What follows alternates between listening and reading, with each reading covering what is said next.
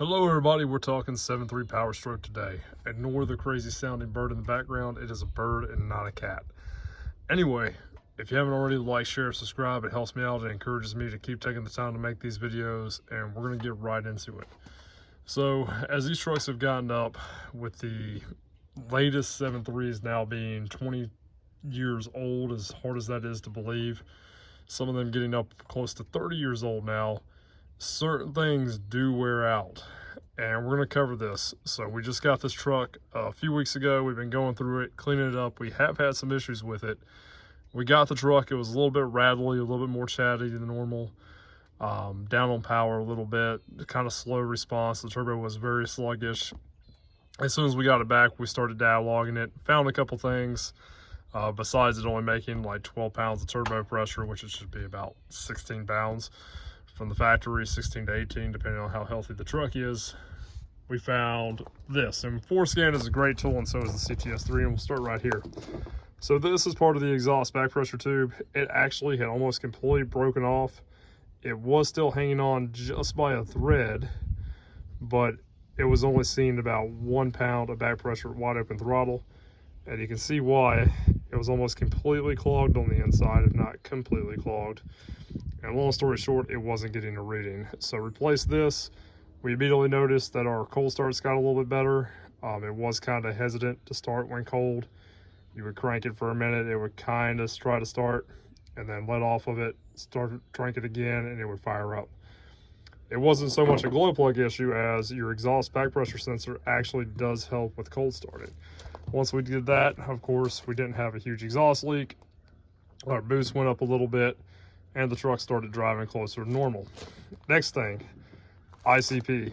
This one's been cleaned out because I'm keeping it as a spare, but this is the old style. You can tell because the nut is at the bottom, where the new style has the nut right up here, basically as part of the valve body, right here. Now with this, these tend to start to fail, and they will actually start leaking oil through the sensor itself, and this one had started doing that as there was an entire area of saturated oil around it, and when you pulled the pigtail for the sensor, it was covered in oil. That's been cleaned out now with a little bit of electrical cleaner, because as I said, I'm keeping this for a spare. Next thing was the cam position sensor. This one actually was fine. This is a little bit of the older style, but it still was reading pretty well. But I had another one on hand that was brand new from a previous project. They're like $36, and I installed the one for the OBS trucks. Some people say it helps them run a little bit better. That's open for debate. Everybody's got their preferences, but once again, keeping it as a spare. This wasn't so much a fault, but it is a good thing. It's a 110mm bolt on the front of the engine. It should take you about 5 to 10 minutes to change these out, and this is one of the parts that will keep your truck from running. So if you haven't changed this in a while, I do highly recommend it. Next on the list, IPR. Excuse me. So this IPR is a little bit older. Obviously, you can tell it's been in there for a while. Once again, we didn't really have a runnability issue just from the IPR. But what I did notice is when we put the brand new one in it, and once again, this is going in the truck as a spare because it will keep the truck from running, or at least having any sort of power. This is going to go inside of the cab. I've got a little box all these are going in, and that'll be there for me when I need it. But I knew it had been a while just from looking at it, looking at how much crud was on it. Swapped it out, and what we immediately noticed is our injection pressure actually went up a little bit, even at the same duty percentage.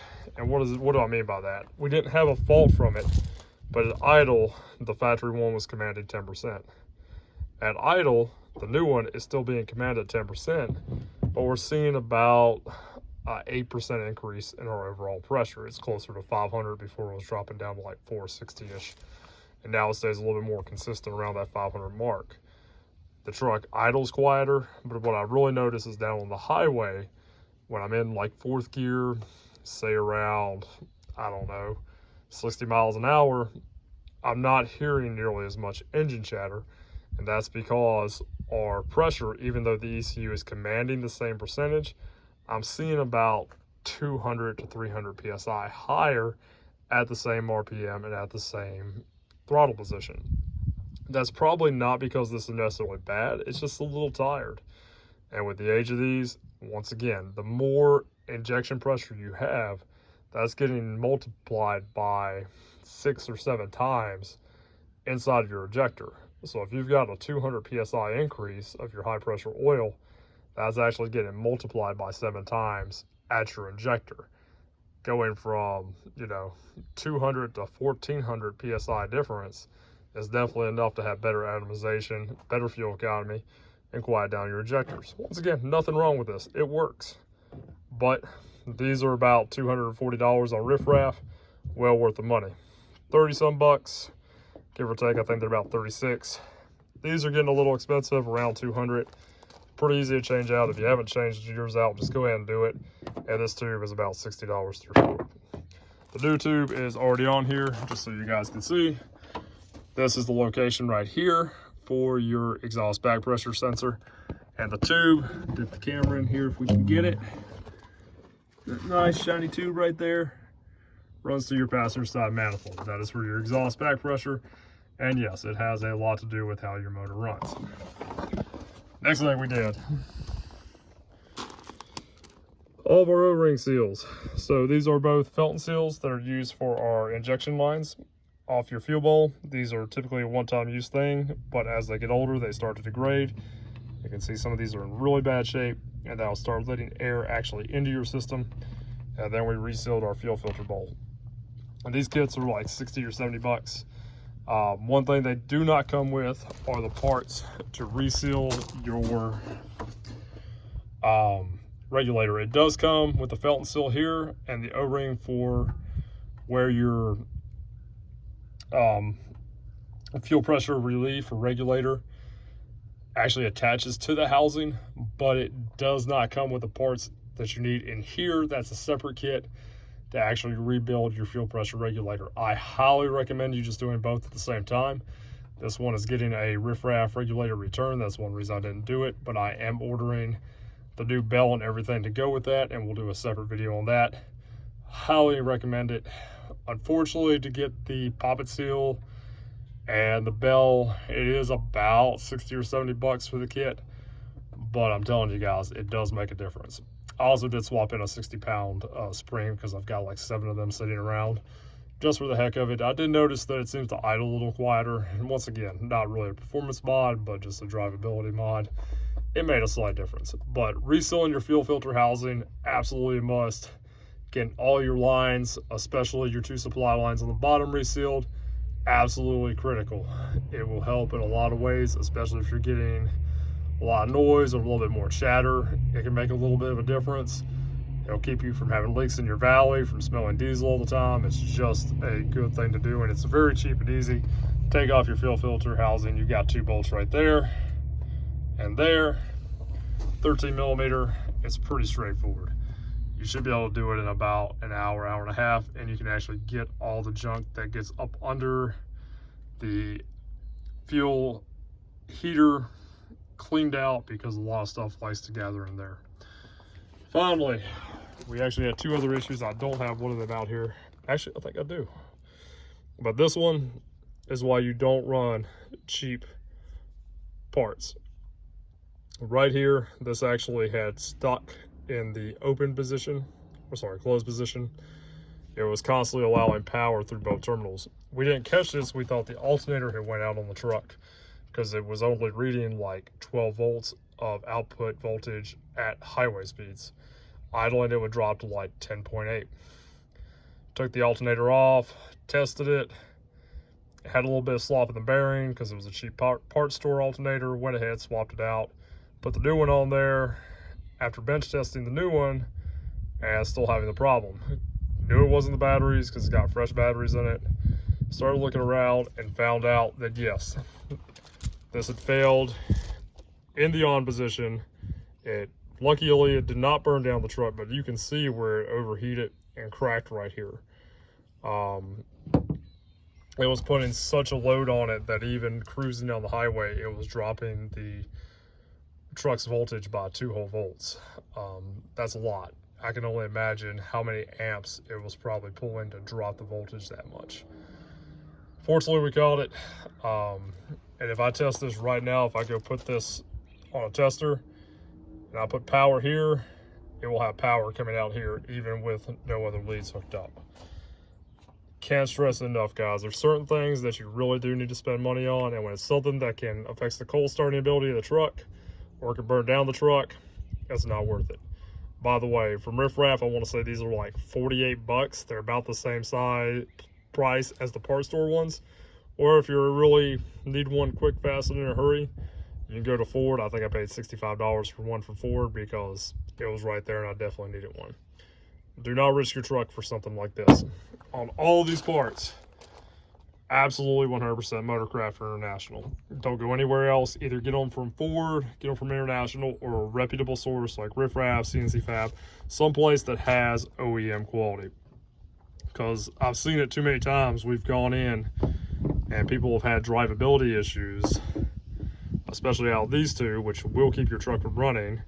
So will this, but these are more likely to fail. Usually your IPR doesn't just straight up fail. They get weak. The plug might, the wiring to it might, but not the actual sensor.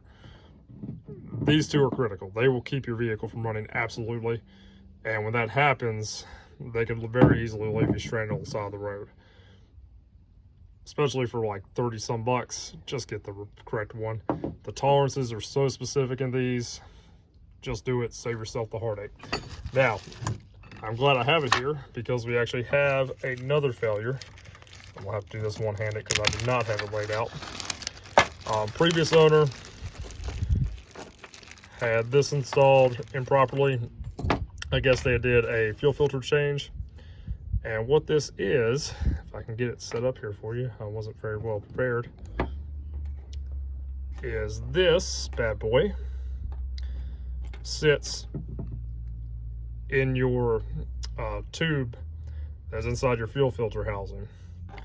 And what it does, I'm gonna leave both hands just for a second here. There we go. It's to prevent fuel going from your two supply lines to the cylinder heads. And the nipple on top of the fuel filter lid presses down and it will depress this bottom piece, and that allows fuel to flow from the fuel bowl to both of those supply lines that run to the cylinder heads. What had happened was, and I've seen this unfortunately before, it had slipped, and you can actually see the top of that cap. It pressed the cap down like this, and that was wedged. So this was remaining closed. As soon as we realized that and just removed this piece, because it really doesn't serve any purpose. It's there to prevent you from running the truck without a fuel filter, but if you're running around running these trucks without a fuel filter, then, well, you're gonna find out the hard way real fast. But that's what it's designed for. So knowing that we're not stupid enough to run it without a fuel filter, just removing this, it's not really what I would call a restriction, but in this case, you can see where that cap was just wedged, just like that, and you can see the groove right there in the top where it happened. So without that depressing the bottom, you don't get, because it sits like this, and when it depresses, that's what allows the fuel to flow to both of those lines at the bottom of the fuel filter housing. Definitely it was blocking it, and as soon as we found this, it helped quiet down those injectors a little bit. And now the truck runs like it should. So anyway, we're gonna have a lot more now that we've got all the little stuff out of the way. Once again, can't stress it enough. If you're gonna do this, get the OEM parts. You'll thank me later. Don't go to the parts store, because I have gone behind people and had to change out stuff from the parts store, and then you're just paying for it twice. Just get the OEM stuff. These can last for over a decade. These bad boys, swap them, they're cheap enough, swap them out every couple of years, you know, maybe every 3 to 5 years, you'll be fine. IPRs, they tend to do pretty well. Once again, if you're swapping your IPC and your IPR out every decade, you're probably out doing okay. But definitely, your CPS, just change them out regularly. Once again, it literally takes 5 to 10 minutes, and if you're doing it every 3 to 5 years, you should be good. And if not, you know you have a good one sitting right there in the truck, and all you need is a 10mm to change it out. It's something you can do on the side of the road. Not that I would encourage it, but it's very possible, and this will keep your truck running, absolutely. Well, guys, I hope we covered some of the basics. We've got a lot more coming on the truck. So now that we've got some of these issues worked out, we're gonna start getting into some of the funner stuff. Not doing anything too crazy or big off the start. The purpose of this is to make it reliable, daily driver, that tows well, and that we don't have to worry about. So we're gonna be going a little bit different build path than most people do with it. It's not gonna be a crazy high-end build, not going for a huge amount of power. We're just trying to get good fuel economy, good reliability, something that'll last another 250,000 miles. So I hope this helps some of you guys. As always, be safe and all the way.